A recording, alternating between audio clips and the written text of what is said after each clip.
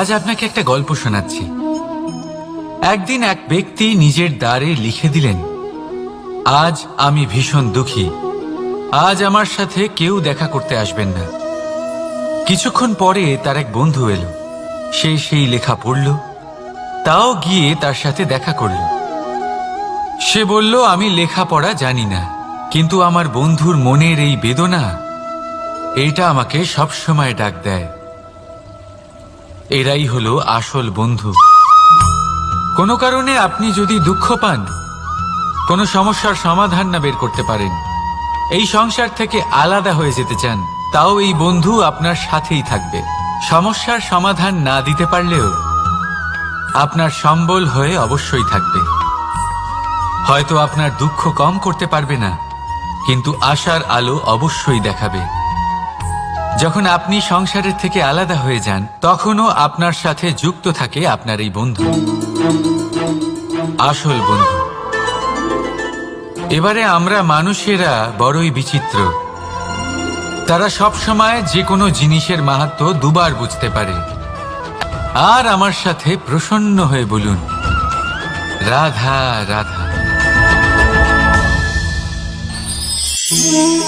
আমাদের মধ্যে বহু মানুষ মাঝে মাঝে নিজেকে অকর্মণ্য মনে করি, ভেবে নিই যে এত চেষ্টা করার পরেও কিছুই পেলাম না, আর হয়তো পরেও কিছুই পাব না।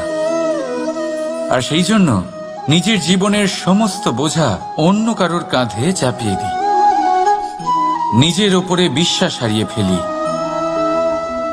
কেন বুঝতে পারেন না এই কথাটা, যে যতক্ষণ না পায়ে কোনো কাঁটা ফুটবে, ব্যক্তি কি করে বুঝতে পারবে যে এরপর থেকে নিচে তাকিয়ে চলতে হবে।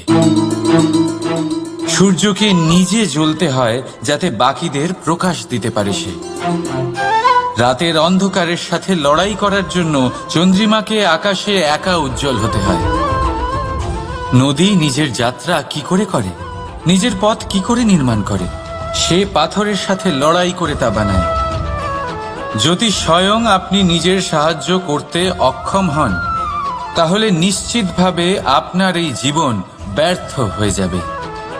তাই মনে রাখবেন, এই সংসারে নিজের জীবনের ভার নিজের কাঁধেই বহন করতে হয়।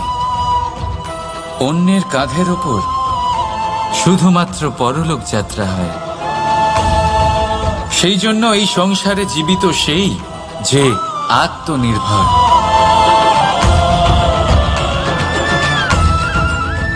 রাধা রাধা।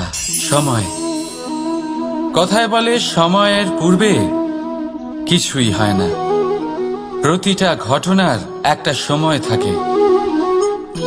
সময়ের আগে না সূর্যোদয় হয় আর না সূর্যাস্ত হয়। সময়ের পূর্বে গাছে না ফুল ফোটে না ফল ধরে।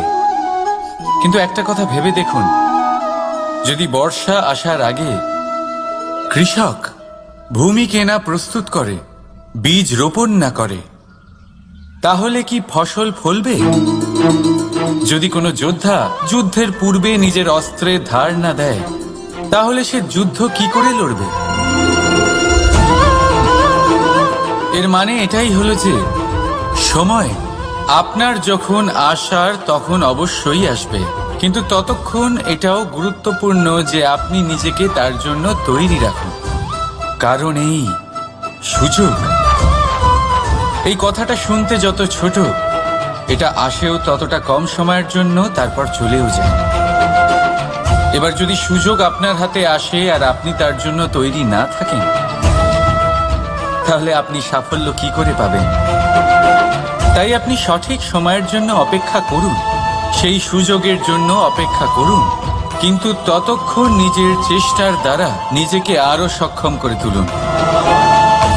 কারণ সাফল্য আপনার জন্য অপেক্ষা করছে, শুধু আপনি তার জন্য তৈরি থাকুন। রাধা রাধা। সংসারে সকলে উঁচুতে উঠতে চায়, কেউ নত হতে চায় না। সবাই এটা মনে করে যে নত হওয়ার অর্থ হলো তাদের আত্মসম্মান এবং অহংবোধের বিরুদ্ধাচরণ করা। তাদের মনে হয় যে যদি আমরা নত হই, সংসার আমাদের দুর্বল মনে করবে, তাদের শৌর্য এবং তাদের ব্যক্তিত্বের অপমান হবে। কিন্তু এটা কি সত্যি? প্রত্যেকবার নত হওয়ার অর্থ কি সম্মানহানি হওয়া? কখনোই নয়। আপনি নিজের জীবনকেই দেখে নিন। আপনার কোনো অমূল্য জিনিস যদি নিচে পড়ে যায় তাহলে তাকে কিভাবে তোলেন? সেই বস্তুকে তোলার জন্য আপনাকে নত হতেই হবে। আপনি বড়দের আশীর্বাদ কিভাবে লাভ করেন? আপনি নত হয়ে তবেই তাদের আশীর্বাদ লাভ করতে পারেন, তাই না? ভেবে দেখুন, আপনি একটা পথে হাঁটছেন। আপনি দেখতে চাইছেন যে আপনি সঠিক পথে হাঁটছেন কিনা, পায়ের নিচে কাঁটা পড়ে আছে কিনা। কিভাবে দেখবেন? আপনাকে সেই মাথা নত করেই দেখতে হবে। এর অর্থ কি? অর্থ খুব সহজ। প্রত্যেকবার নত হওয়া অনুচিত নয়, সেটা কোনোভাবেই সম্মানহানি নয়। পরিস্থিতি অনুসারে এবং যেখানে প্রয়োজন আপনি নত হতে শিখে গেলে আপনি অনেক কিছুই লাভ করতে পারবেন। জ্ঞান, মান, গুণ, বিশ্বাস। সেই জন্য প্রয়োজন এবং পরিস্থিতি অনুসারে নত হতে শিখুন। এতে অনুচিত কিছুই নেই। আত্মসম্মান থাকা অত্যন্ত প্রয়োজনীয়, কিন্তু তা যেন কখনো অহংকারে পরিণত না হয়। এই বিষয়ে অবশ্যই নজর রাখবেন এবং আমার সাথে ভালোবেসে বলবেন, রাধা রাধা। বিন্দু বিন্দু জলেই সাগর নির্মাণ হয়। এবার এই কথা আমরা সকলে জানি। আপনি কি এই কথাটা জানেন যে ছোট ছোট সুখের দ্বারাই বড় সুখ লাভ করা যায়? একজন বাবাকে দেখুন, সন্তানের জন্ম থেকে তার যুবক হওয়া পর্যন্ত তার সাথে ছোট ছোট সুখ যাপন করেন। এই ছোট ছোট সুখগুলি তাদের প্রেমের সম্পর্কে গভীরতা নিয়ে আসে এবং প্রেমের এই গভীরতা তাদের জীবনে বড় সুখ নিয়ে আসে। এটা ঠিক সেই রকম যেরকম বিশাল এক সমুদ্রে, গভীর এক সমুদ্রে অমূল্য রত্ন খুঁজে পাওয়া যায়। এটাও ঠিক সেই রকমই। সেই জন্য জীবনে বড় বড় সুখের খোঁজ করতে গিয়ে সময় নষ্ট করবেন না। এই যে ছোট ছোট সুখ আছে, এগুলোকে যাপন করা শুরু করুন। এগুলোর আনন্দ লাভ করুন। এগুলো নিয়ে উৎসব পালন করুন। প্রেমের গভীরতা বুঝুন আর এই গভীর প্রেমে মন নিমজ্জিত করুন। তারপরে দেখুন, এই মন আর এই জীবন সুপ্রসন্ন হয়ে বলবে, রাধা রাধা। এই সংসারে যখন সাফল্যের পথে আপনি অগ্রসর হবেন, তখন আপনার পরিশ্রম, একাগ্রতা, সাহসের সাথে সাথে সমাজের মানসিকতাও সহ্য করতে হবে। প্রত্যেক ব্যক্তি কিছু না কিছু ভাবেন, কিছু না কিছু বলেন। কিছু মানুষ এমন আছেন যারা ভাববেন যে আপনি কিছুই করতে পারবেন না। তারা আপনার নিন্দা করবেন, আর এই নিন্দার কথা ভেবেই আমরা ভয়ভীত হয়ে পড়ি। সেই কারণে নিজেদের আশা, নিজেদের বিশ্বাস হারিয়ে ফেলি।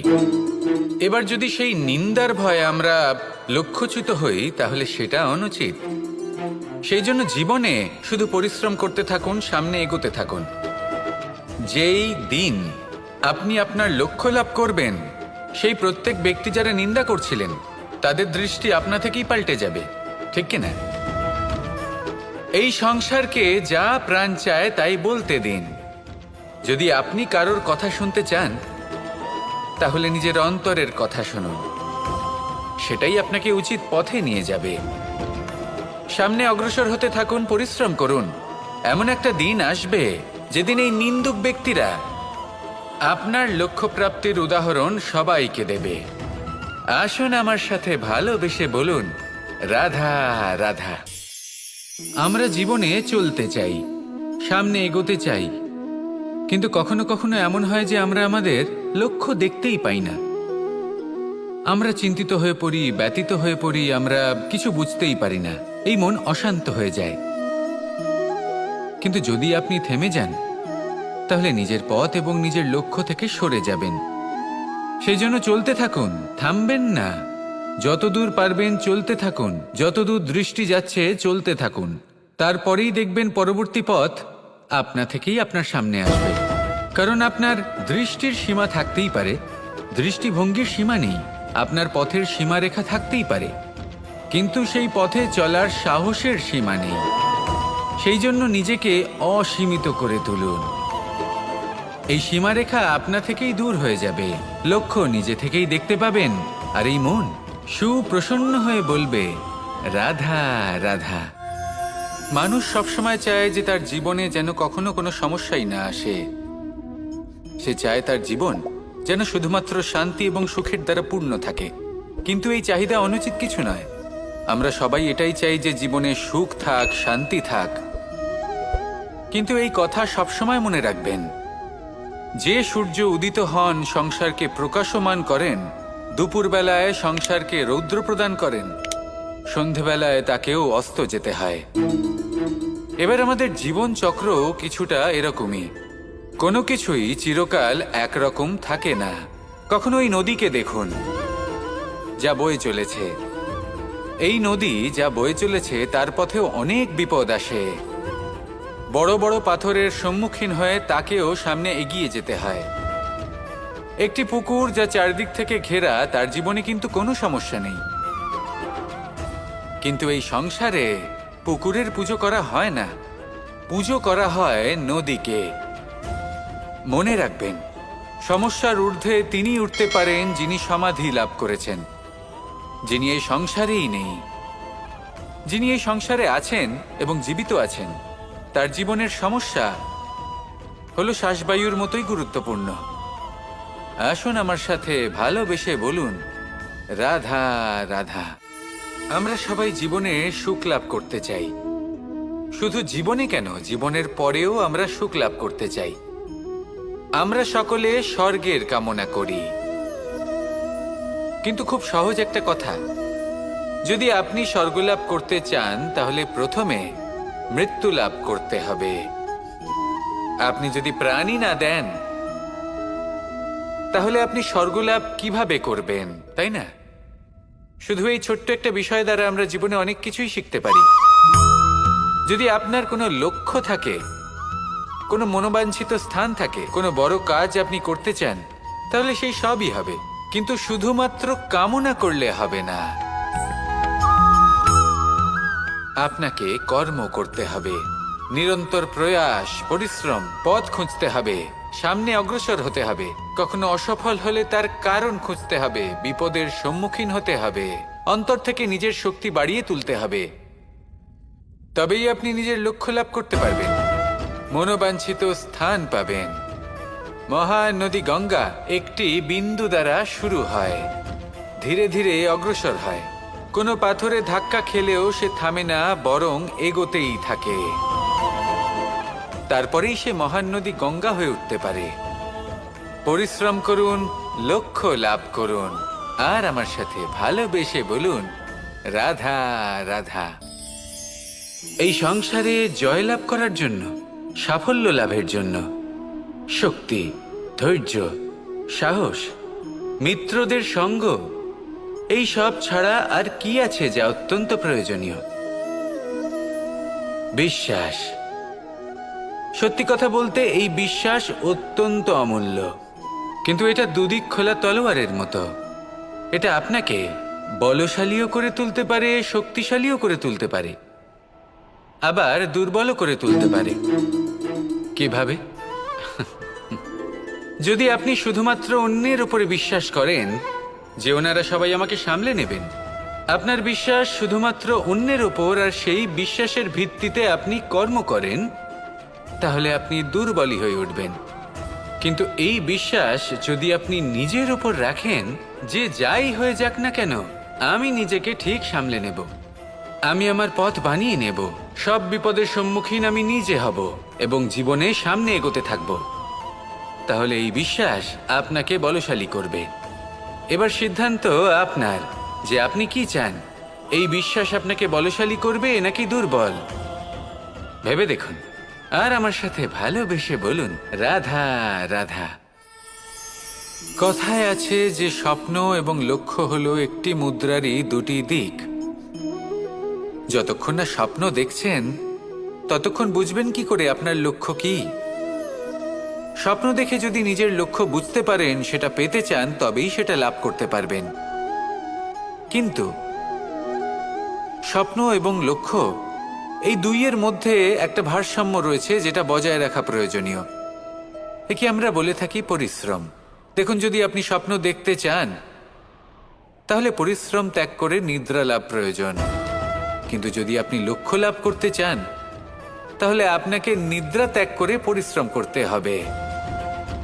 তাই আলস্য ত্যাগ করুন এবং সিদ্ধান্ত নিন যে আপনি কি চান।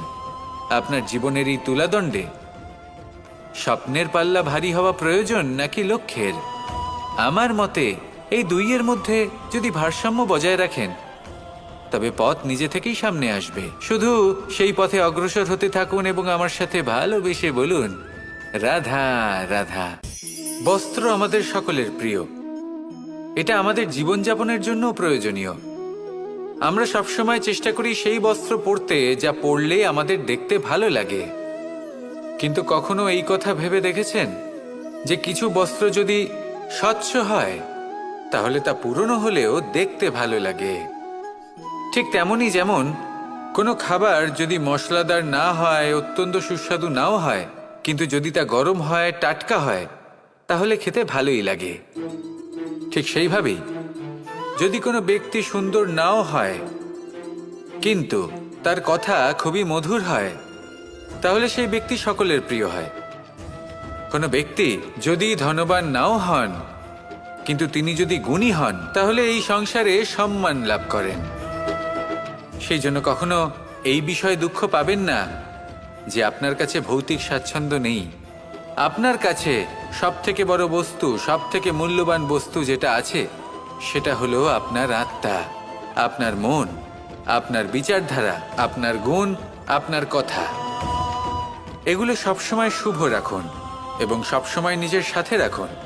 এই জীবন সফল হবে এবং প্রেমময় হয়ে বলে উঠবে, রাধা রাধা। ছোটবেলা থেকেই আমি গরু চড়িয়ে অভ্যস্ত, সেই জন্য সকলে আমাকে গোপাল নামে ডাকত। কিন্তু গোপাল হয়ে আমি একটা অমূল্য শিক্ষা লাভ করেছি। আমি দেখেছি যে গৌশালাতে অনেক বাছুরের মধ্যে একটি গাই তার নিজের বাছুরকে অবশ্যই চিনে ফেলে। যেখানে সমস্ত বাছুর একই রকম দেখতে এবং প্রত্যেকের স্বরও সমান, তারপরেও সকল বাছুরের মধ্যে নিজের বাছুরকে ঠিক চিনতে পেরে যায় এবং তার সাথেই থাকে। ঠিক এইরকমই কিছুটা হয় আমাদের কর্ম এবং তার কর্মফল। আপনি সবার মাঝে থেকেও কোনো কর্ম যদি করেন, সেই কর্মফল সবার মধ্যে আপনাকে চিনে ফেলবে এবং আপনার সাথেই থাকবে। তাই যখনই কর্ম করবেন ভেবে চিন্তে করবেন। কোনো কর্ম করার আগে একবার ভেবে দেখুন, তাহলে জীবনে বারংবার অনুতপ্ত হতে হবে না। কারণ বিষয়টা কিছুটা এরকম যে এই সংসারে আপনি কাল, কর্মফল এবং সময়, এই তিনের হাত থেকে কখনো লুকোতে পারবেন না, কখনো পালাতেও পারবেন না। আসুন আমার সাথে ভালোবেসে বলুন, রাধা রাধা। জন্ম এবং মৃত্যু, একটি হলো জীবনের সূত্রপাত, আরেকটি জীবনের সমাপ্তি। এটা হলো একটি চক্র এবং প্রত্যেক চক্রের মতোই এটাও যেখান থেকে শুরু হয় সেখানে এসেই সমাপ্ত হয়। অর্থাৎ প্রত্যেক ব্যক্তি যারা জন্ম নিয়েছেন তার জন্মের সাথে এটা সুনিশ্চিত হয়ে যায় যে তার মৃত্যু হলো অবশ্যম্ভাবী। এই সংসারে এমন কিছুই নেই যা চিরকালের মতো থেকে যায়। এবার এটা আমরা সবাই জানি। আমাদের কাছে যে জীবনটা আছে, যেটা আমরা যাপন করতে পারি, সেই সময়কালে আমরা কি করতে পারি সেটা গুরুত্বপূর্ণ। এমন কিছু করুন যার ফলে মৃত্যুর পরেও আপনি অমর হয়ে থাকবেন। আমাদের কথা, আমাদের কর্ম এই সংসারে প্রেরণা প্রদান করতে পারে। আর যদি আমরা প্রেরণা নাও জোগাতে পারি, তাও এই সন্তোষ বোধ যেন থাকে যে আমরা আমাদের জীবন ব্যর্থ হতে দিইনি। এই জীবন যাপন করার ইচ্ছেতেই আমরা সময় ব্যর্থ করে দিই। আর এই জীবনকে যাপন করার সর্বশ্রেষ্ঠ উপায় হলো এটাই যে কখন আমাদের মৃত্যু হবে, কিভাবে আমাদের মৃত্যু হবে, এই চিন্তা ত্যাগ করে যেন আমরা বর্তমানে বেঁচে থাকি, আজকে বেঁচে থাকি, আজকে দাঁড়িয়ে কর্ম করি এবং আজ যে সংকট সামনে তার সম্মুখীন হই। ভবিষ্যতের পথ নিজে থেকেই উন্মুক্ত হবে। আপনার জীবনে অনেক বড় বড় বিপদরূপী পাথর আসবে। সেই পাথরগুলিকে এতটাই দুর্বল করে দিন যাতে সেই পথ আপনি অগ্রসর হওয়ার পরে আপনার পেছন পেছন যে সেই পথ দিয়ে আসবেন তিনিও যেন সহজেই পাথর চূর্ণ করে সামনে অগ্রসর হতে পারেন। মনে রাখবেন, আপনার প্রচেষ্টারও একটা মাহাত্ম্য আছে। যদি আপনি কোনো কেল্লার শিখরে পতাকা উত্তোলন নাও করতে পারেন, তাহলেও আপনার প্রচেষ্টার যে মাহাত্ম্য তা কখনো কমে যাবে না। সেই জন্য প্রচেষ্টা করতে থাকুন আর আমার সাথে ভালোবেসে বলুন, রাধা রাধা। মানুষের একটি সমস্যা আছে যে মানুষ সাফল্যকে মাপতে থাকেন, লক্ষ্যপ্রাপ্তিকে মাপতে থাকেন এবং তার তুলনা করতে থাকেন যে ও এত কিছু পেল আর আমি পেলাম না, ওর কাছে এত কিছু আছে কিন্তু আমার কাছে নেই। এই তুলনা করার জন্য ওনারা দুঃখী হয়ে পড়েন, নিরাশ হয়ে পড়েন। তাই আমি একটা প্রশ্ন করছি যে এটা কি উচিত? এই সংসারে আপনি কি নিয়ে তুলনা করবেন, যেখানে সূর্যদেব চন্দ্রমা দুজনেই আছেন, দুজনেই হলেন বিশেষ, দুজনেই নিজ নিজ সময়ে উদিত হন। এদের মধ্যে একজন না থাকলে তাহলে আমাদের জীবন কঠিন হয়ে পড়বে। তুলনা করার জন্য আপনার এটা মনে হতে পারে, যদি আপনি যুদ্ধ করতে চান আপনার তলোয়ারের প্রয়োজন পড়বে। যদি বস্ত্র তৈরি করতে চান এত বড় তলোয়ার দিয়ে কিছুই হবে না, তখন প্রয়োজন পড়বে একটা ছোট্ট সূচের। তাই তুলনা করবেন না, না নিজেকে ছোট মনে করবেন না অন্য কাউকে। সবার সাথে সহযোগিতা করুন, আর যদি তুলনা করতেই হয় নিজের সাথে করুন, যে কাল আমি কেমন ব্যক্তি ছিলাম, আজ কি তার থেকে শ্রেষ্ঠ হয়ে উঠতে পেরেছি। ভেবে দেখুন ভবিষ্যতে গিয়ে আপনি কতটা শ্রেষ্ঠ ব্যক্তি হতে পারেন। আসুন আমার সাথে ভালোবেসে বলুন, রাধা রাধা। মানুষ বলে থাকেন যে জীবনে সময়ের পূর্বে এবং ভাগ্যের থেকে বেশি কিছুই পাওয়া যায় না। এটা যার যার নিজের বক্তব্য। আমি বলবো এই সময় আসলে কি?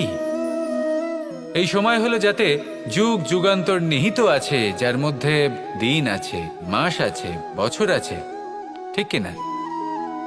বাস্তবে আপনার কাছে সময় কতটা আছে যা আপনি সদ্ব্যবহার করতে পারেন? তখন থেকে আছে যখন থেকে আপনি নিজেকে বুঝতে শুরু করেন, ততক্ষণ আছে যতক্ষণ না আপনি এই সংসার ছেড়ে চলে যাচ্ছেন। শুধু এটুকু সময় আছে আপনার কাছে। আর যদি ভাগ্যের কথা বলা হয়, তাহলে ভাগ্য হলো সেই পরিস্থিতি যখন মানুষ নিজেকে সময়ের হাতে সমর্পণ করে দেন, তাকে ভাগ্য বলে। অর্থাৎ আপনি জীবনে পরিশ্রম করেছেন, বিপদের সম্মুখীন হয়েছেন, সামনে এগিয়ে গেছেন, কোথাও পৌঁছে গেছেন, এবং তখন আপনার মনে হলো যে ব্যাস এখানেই থেমে যাওয়া উচিত, তাহলে সেটাই হবে আপনার ভাগ্য।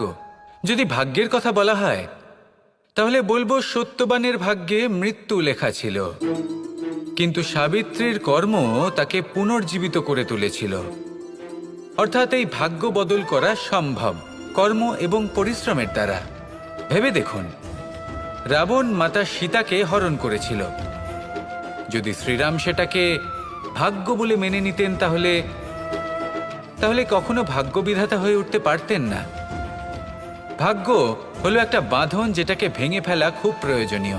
নিজের লক্ষ্যের কাছে পৌঁছতে হবে। হতেই পারে এই লক্ষ্য হলো পরমাত্মার কাছে পৌঁছে যাওয়া। আপনি যদি পরমাত্মার কাছে পৌঁছতে নাও পারেন, তাও সেই পথে কিছুটা অগ্রসর হতে পারছেন, তাই না? তাহলে ভাগ্যের এই বাঁধন ভেঙে ফেলুন, নিজের কর্মের দ্বারা নিজের প্রারব্ধ গড়ে তুলুন এবং আমার সাথে ভালোবেসে বলুন, রাধা রাধা। এই সংসারে নির্মাণের বিষয়ে জ্ঞান লাভ করার পূর্বে ধ্বংসের বিজ্ঞান বুঝে নেওয়াও খুব প্রয়োজনীয়। যখনই আমরা ব্যায়াম করি তখন কি হয়? আমাদের পুরনো মাংসপেশি নষ্ট হয়ে যায় এবং সেই মাংসপেশির স্থানে আমরা নতুন মাংসপেশির নির্মাণ করে থাকি। যেমন একটা নতুন ইমারত গড়ে তোলবার পূর্বে পুরাতন ইমারতকে ভঙ্গ করে দিতে হয়, তবেই তো সেই স্থান সজীব হবে, ঠিক কিনা? এবারে জ্ঞান এবং বিজ্ঞান ছাড়াও এমন কিছু আছে যা কিনা অত্যন্ত গুরুত্বপূর্ণ। তা হলো সীমা পার করে যাওয়া। এই যে সীমা, এই যে নিয়ম, তা মানুষের জন্যই বানানো, তাকে নিয়ন্ত্রণ করার জন্য তৈরি করা হয়েছে। এমন অনেক সীমা, এমন অনেক নিয়ম মানুষের জন্য অত্যন্ত মঙ্গলকারী। কিন্তু কিছু এমন সীমা আছে, কিছু এমন নিয়ম আছে যা মানুষের লঙ্ঘন করে যাওয়া অতি আবশ্যক। যতক্ষণ না এই সীমা লঙ্ঘন করছেন, নিজের নতুন অস্তিত্বকে খুঁজেই পাবেন না, সেই স্থানে পৌঁছতেই পারবেন না যেখানে সংসার তাকে চিরস্মরণীয় করে রাখবে। সেই জন্য জীবনে যাই করবেন, সীমা অতিক্রম করে যান। যদি পরিশ্রম করেন তাহলে সীমা অতিক্রম করে পরিশ্রম করুন। যদি লক্ষ্যের দিকে অগ্রসর হন তাহলে সীমা অতিক্রম করে অগ্রসর হন। কোনো সীমারেখা যাতে না থাকে সেই সর্বোচ্চ স্থান দেখুন এবং অগ্রসর হন। এই সংসারে অগ্রসর হওয়ার জন্য এই সীমারেখা বুঝে নেওয়া এবং তা অতিক্রম করার জ্ঞান লাভ করা প্রয়োজনীয়। আসুন আমার সাথে ভালোবেসে বলুন, রাধা রাধা। আমরা সবাই এই সংসারে সূর্যের মতো হয়ে উঠতে চাই, সূর্যের মতো তেজস্বী, প্রকাশময়, যশস্বী। সূর্যের মধ্যে এতটাই তেজ থাকে যে সবাই তার সামনে নত হয়ে থাকে। সেই কারণেই সূর্যকে যশদানের গ্রহ বলা হয়। আমরা সবাই সূর্যের মতো উজ্জ্বল হতে চাই, কিন্তু তার জন্য সূর্যকে প্রত্যেক দিন জ্বলতে হয় এই সংসারে শুভ ভাব, পবিত্রতা নিয়ে আসার জন্য, প্রকাশ ছড়িয়ে দেওয়ার জন্য। সূর্যকে প্রত্যেক দিন অস্তও যেতে হয়, আবার উদিতও হতে হয়, প্রত্যেক দিন জ্বলতে হয়। সূর্য একদিনের জন্য অবকাশ লাভ করেন না। আর যদি অবকাশ পেতেন তাহলে সূর্যকে আর সূর্য বলা হতো না, তাই না? সেই জন্য আপনি যদি সূর্যের মতো হয়ে উঠতে চান, সেই রকম উজ্জ্বল হতে চান, তেজস্বী হতে চান, তাহলে সূর্যের মতো জ্বলতে হবে, অর্থাৎ অগাধ পরিশ্রম করতে হবে। আসুন আমার সাথে ভালোবেসে বলুন, রাধা রাধা। যদি আমি স্থির করি, যদি নিশ্চিত করি একটা মূর্তি গড়ে তুলব, আর কিছুক্ষণ সেই কাজটা করে আবার কিছুক্ষণ পরে বন্ধ করে দিই, আবার কিছুক্ষণের জন্য কাজটা করে আবার সেই কাজ বন্ধ করে দিই, আবার কিছুক্ষণের জন্য কাজটা করে বলি ক্লান্ত লাগছে, কিছুক্ষণের জন্য বিশ্রাম নিয়ে নিই, যদি এইভাবে আমি কাজটা করি তাহলে কি এই কাজ উচিত সময় এবং উচিতভাবে সম্পন্ন হবে? কখনোই নয়। শুধু তাই নয়, যে কোনো কাজ যদি পূর্ণ করতে হয়, উচিতভাবে করতে হয়, উচিত সময়ের মধ্যে করতে হয়, তাহলে প্রয়োজন সততার এবং অখণ্ড প্রচেষ্টার। সততা ছাড়া আপনি যে কাজই করুন না কেন, উচিত সময় তা সম্পূর্ণ হবে না, আর মনোবাঞ্ছিত ফল আপনি কখনোই পাবেন না। তাই যে কাজই আরম্ভ করুন না কেন, সততার সাথে এবং অখণ্ড প্রচেষ্টার সাথে করুন। তখনই কর্ম এবং তখনই এই জীবন সফল হবে এবং এই মন প্রসন্ন হয়ে বলবে, রাধা রাধা। জ্ঞান এবং অহংকার, এই দুইয়ের মধ্যে সম্পর্ক কোথায়? সম্পর্ক ঠিক সেরকম যেরকম হাত এবং কাকনের, যেমন চোখ এবং দৃষ্টির সম্পর্ক। এবার আপনি বলবেন, এ আমি কি বলছি? জ্ঞান এবং অহংকারের এমন সম্পর্ক কি করে হতে পারে? দেখুন, যে ব্যক্তি জ্ঞানী, যার কাছে জ্ঞান রয়েছে এবং তিনি জানেন যে তার কাছে জ্ঞান রয়েছে, তার মধ্যে নিজে থেকেই অহংবোধ জাগ্রত হয়। খুব কম সংখ্যক এমন জ্ঞানী ব্যক্তি আছেন যারা নিজেদের অহংকারের বিষয়ে আঁচ করতে পারেন। প্রকৃত জ্ঞানী হলেন তিনি, যিনি নিজের জ্ঞানের সদ্ব্যবহার করে অহংকারকে দূর করেন, উচিত সময়ে বুঝে যান, নিজের অন্তর যাচাই করে এই বিষয়টা দেখেন যে তার অন্তরে অহংবোধ জাগ্রত হচ্ছে এবং নিজেকে সেখানেই থামিয়ে দেন, যাতে অহংকারের পথে তিনি অগ্রসর না হয়ে যান। এই অহংকার কখন উচিত, কখন অনুচিত, কখন প্রয়োগ করা উচিত, উচিত নয়, কখন বাধা দেওয়া উচিত, এটা শেখা অত্যন্ত প্রয়োজনীয়। আর যদি এটা আপনি শিখতে পারেন, তাহলে আপনি একজন জ্ঞানীও হয়ে উঠবেন এবং সুখীও থাকবেন।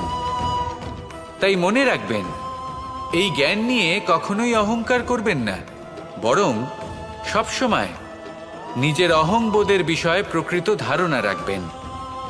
আসুন আমার সাথে ভালোবেসে বলুন, রাধা রাধা। এই সংসারে সব থেকে বেশি কঠোর এবং বলশালী ধাতু হল লৌহ, অর্থাৎ লোহা। হয়তো সেই জন্যই সকল অস্ত্র, সকল শস্ত্র, সকল বাহন যখনই এদের নির্মাণ হয়, তখন সব থেকে বেশি ব্যবহার এই লোহাকে করা হয়। এবার এই লোহার একটা বিশেষ গুণ রয়েছে, সেটা এটাই যে লোহাকে আপনি অন্য কোনো ধাতু দিয়ে কাটতে পারবেন না। লোহা দ্বারাই লোহাকে কাটা সম্ভব। এবার এটা কিভাবে সম্ভব?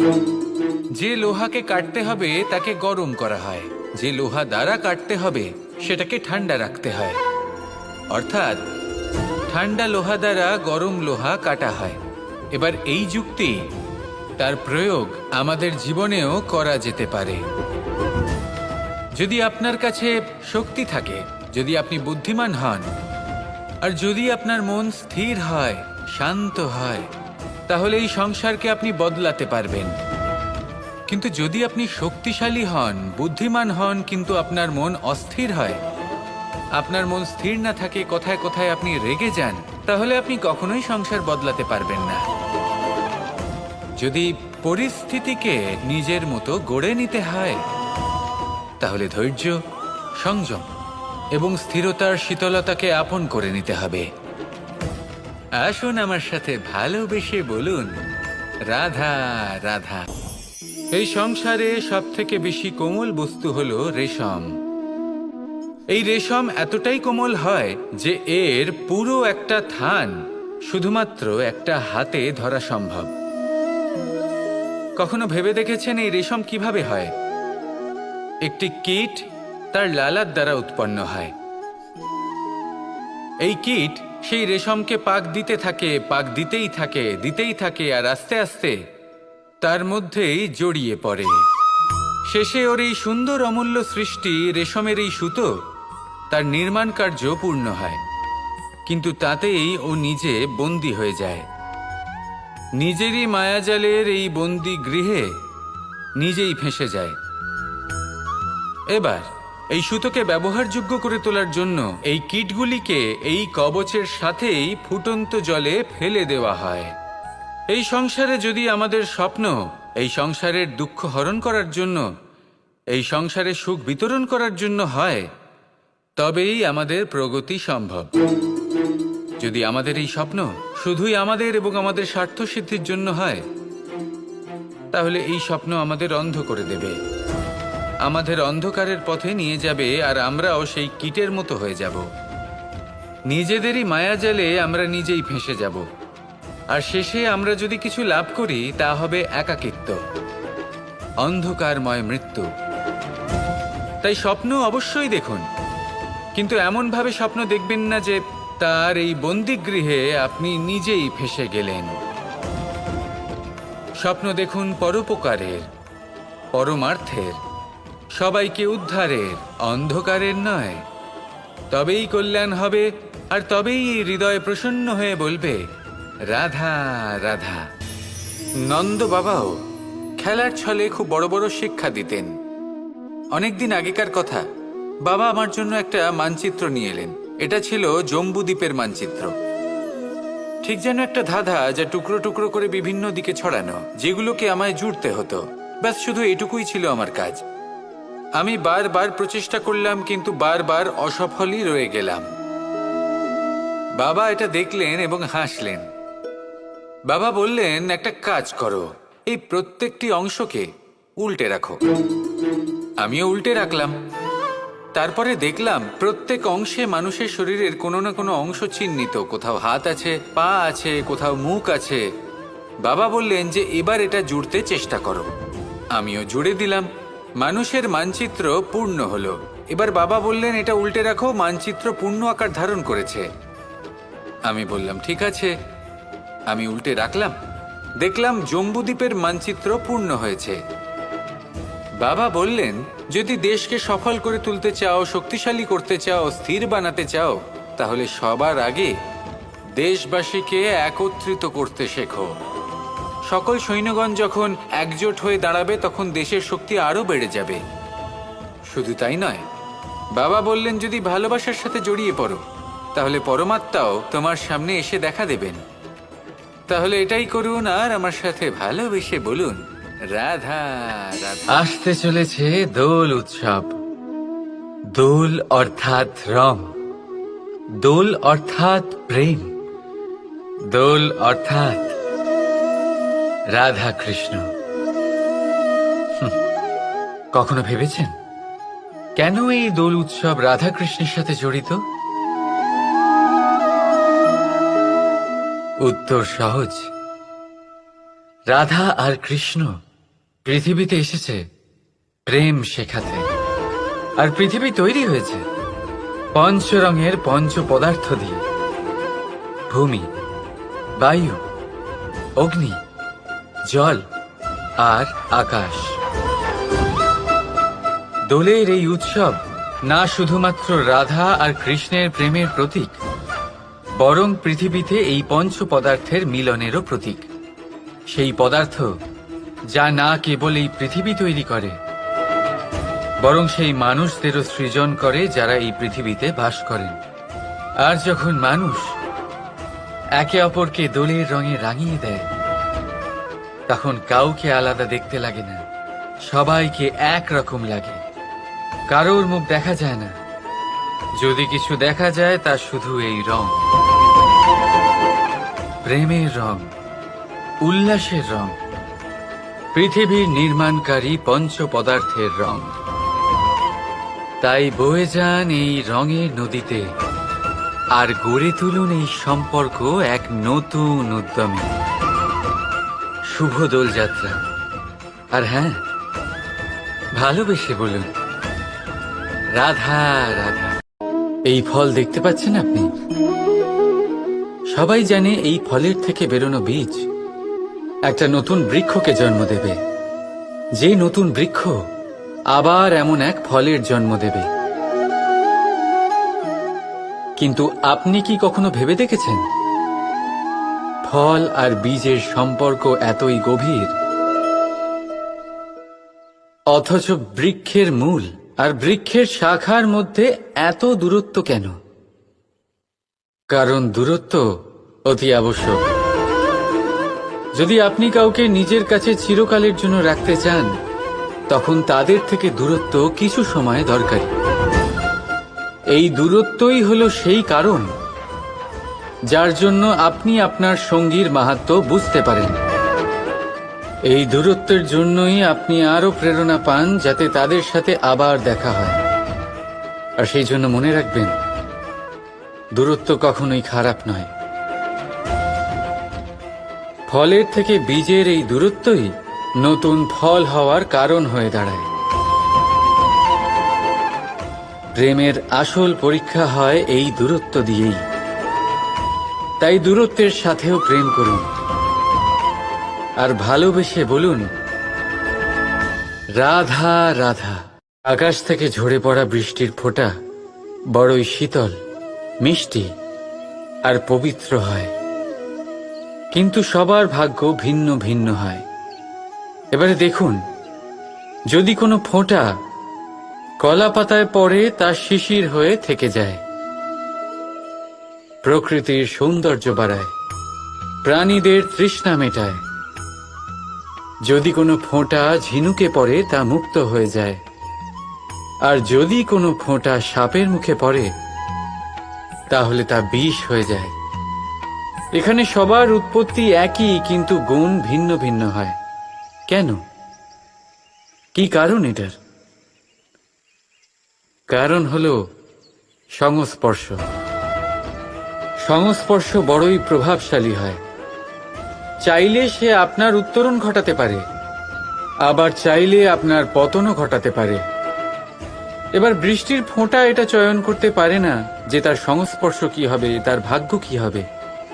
কিন্তু আমরা তো মানুষ, আমরা তো আমাদের সঙ্গ বাছতে পারি। তাই ভাবনা চিন্তা করে নিজের সঙ্গ বাছুন। এই চয়ন কিন্তু আপনারই, আর এর পরিণামও আপনাকেই ভোগ করতে হবে। রাধা রাধা।